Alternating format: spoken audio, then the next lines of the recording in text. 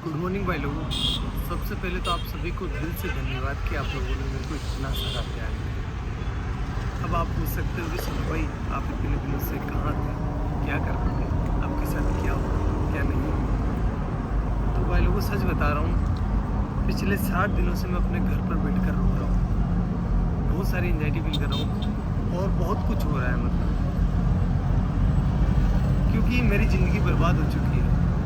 अब मेरे पास कुछ भी नहीं है करने को। क्या हुआ है मेरे साथ, कुछ अलग हुआ है मेरे साथ, जिस वजह से जो भी मैं था ना वो खत्म हो गया। कैसे हुई मेरी जिंदगी, ये जानना है आपको। अगर या फिर मेरे को मैं बताऊं कि मैं बता सकता हूँ आपको कि मेरी ज़िंदगी कैसे बर्बाद हुई है, तो उसके लिए मेरी ज़िंदगी जाननी पड़ेगी कि सोनू ने स्ट्रगल करके क्या अपने जीवन में हासिल किया था और उसके पास अब वो नहीं है। सोनू जिंदा रहने के लिए भी संघर्ष करा है सोनू भाई ने, जिंदा रहने के लिए। तो मैं बताता हूँ आपको कि मेरी ज़िंदगी कैसी थी, तब आपको भी समझ में आएगा कि मैंने क्या खोया है और मैं ऐसा क्यों सोच रहा हूँ कि मेरी ज़िंदगी बर्बाद हो गई है। और सबकी शुरुआत होती है मेरे नाना जी के घर से, वहीं से शुरू करते हैं। गाइस ये है मेरे नाना नानी का घर, जहाँ पर मेरा जन्म हुआ था। चलो अंदर चलकर देखते हैं कौन कौन है। गाइस मामी से करते हैं। डॉग जी मामी कैसे हो? बढ़िया ठीक, क्या कर रहे हो? हाँ तैयार है, सब तैयार। तो कुछ ऐसा दिखता है नाना नानी का घर। मेरा जन्म हुआ था यहाँ पर। पहले आपको पता है कि ना हॉस्पिटल वगैरह नहीं जाते थे, मतलब बच्चे जो है वो घर पर ही हो जाते थे। तो मेरा भी जन्म ऐसे ही हुआ है। मम्मी हम यहाँ कौन से कमरे में रहते थे पहले, जब मैं छोटा था ना, बच्चा था तब? इस वाले में।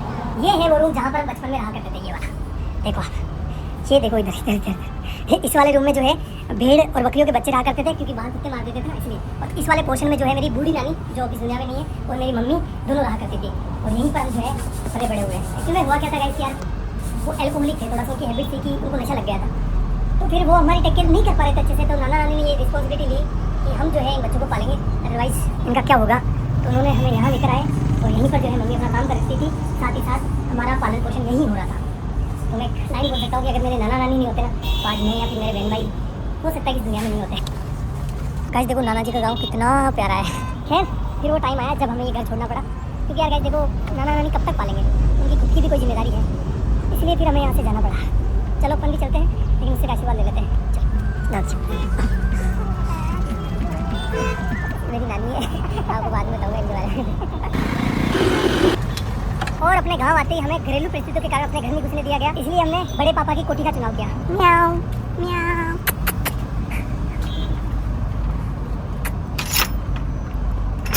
तो भाई लोगों ये है हमारी कोठी, जहाँ पर हम 2 साल रुके थे। अगर मैं अपने 2 हाथ बनाऊँ ना, इतना ही डिस्टेंस है, ज़्यादा नहीं है। इतनी ही इसकी लंबाई है, इतनी ही इसकी चौड़ाई। हाइट आप देख सकते हो, इतना ही है। मेरी हाइट थोड़ी कम है, इस वजह से यहाँ पर जगह भी कम रह गई थी। केवल यहाँ पर एक छोटा सा मचान बिछाने के लिए जगह थी।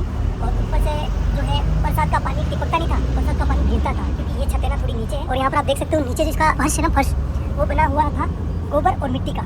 इस वजह से यहाँ पर कभी कभी सांप आ जाया करते थे, अपने घर बना लिया करते थे। और भाई लोगों इस घर में हमें जिंदा रखने की जिम्मेदारी आ गई हमारे मम्मी के कंधों पर। और इस वजह से पहले भी काम किया उन्होंने, लेकिन उन्होंने 10 रुपये मजदूरी में काम चालू कर दिया। 10 रुपये में से 5 रुपये के वो हमारे लिए चावल लेकर आते थे। मैं लेकर आया हूँ आपको बताने के लिए कि उस टाइम कितने चावल आते थे। इतने चावल आते थे 5 रुपये के।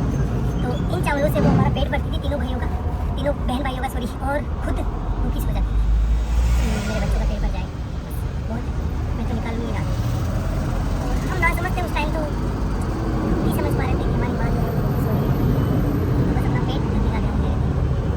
लेकिन मेरी मम्मी जो है उस टाइम बिना कुछ खाए भूखी सो रही थी। एक जो कटोरी होती है आटे की, उसको संभाल के रख रही थी कि जब बुरा टाइम आएगा तो मैं अपने बच्चों को खिलाऊंगी। तो कुछ नहीं खा रही थी, एक टाइम खाना खाती थी पूरे दिन में, और कंटिन्यूस काम कर रही थी। ये सारी चीज़ें हम बच्चे नहीं समझ पा रहे थे, हमारा माइंड उतना डेवलप नहीं था कि हम ये इतनी भारी चीज़ें समझ पाए। हम तो अपना पेट भरते, खेलते, अच्छे थे। मम्मी को ही पता है कि वो हमें कैसे जिंदा रख रही है। मदर इंडिया, यही तो मदर इंडिया है, सारे दुख खुद रख लेती है और बच्चों तक किसी भी प्रकार की प्रॉब्लम नहीं पहुँचने देती।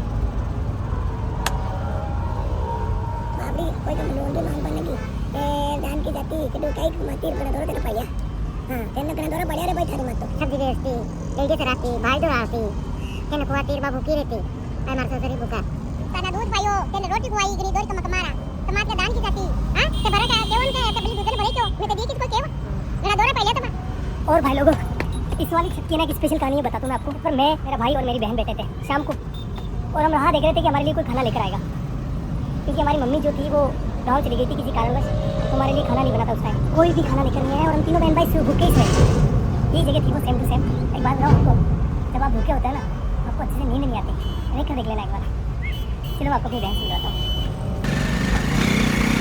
अगर भाई नहीं होता अपना तो अपन आज क्या होते हैं कहाँ पर होते हैं कुछ भी नहीं होते कुछ भी वजह नहीं होता हमें जिंदा होते नहीं नहीं भाई ने क्या किया अपने लिए बहुत मेहनत की बहुत शिक्षक किया मेरे भाई ने मैं सब गाइस बात है 2008 की जब मेरा बड़ा वाला भाई पीछे वाले स्कूल में पढ़ाई करता था उस टाइम हुआ क्या था कुछ शरारती बच्चों ने स्कूल की घंटी जो बेल होती है उसको छुपा लिया था और उसका सारा इल्जाम मेरे भाई पर लग गया भाई को स्कूल से सस्पेंड कर दिया गया देन हमने जैसे तैसे कर करा के भाई का एडमिशन जो है वो बाहर के स्कूल में करवा दिया जहाँ पर वो कुछ किराया देकर स्कूल चला जाता था 2 रुपये लगते थे शायद उस टाइम किराए के 1 रुपया लगता था आई डोंट नो फुली फिर कुछ समय बीता सबसे पहले तो आप सभी को दिल से धन्यवाद कि आप लोगों ने मेरे को इतना सारा प्यार दिया।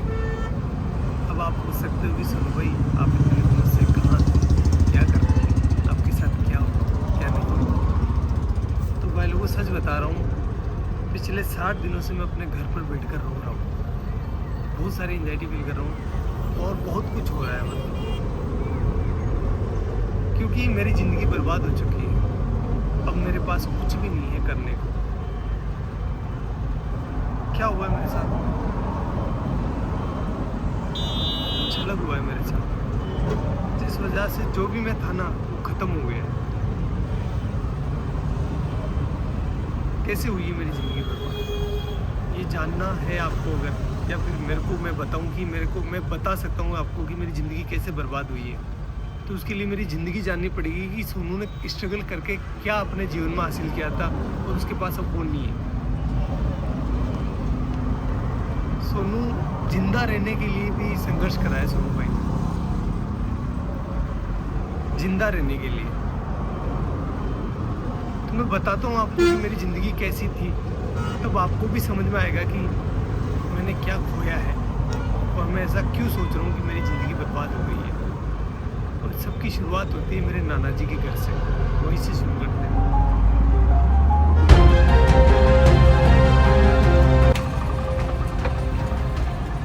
गाइस ये है मेरे नाना नानी का घर जहाँ पर मेरा जन्म हुआ था चलो अंदर चलकर देखते हैं कौन कौन है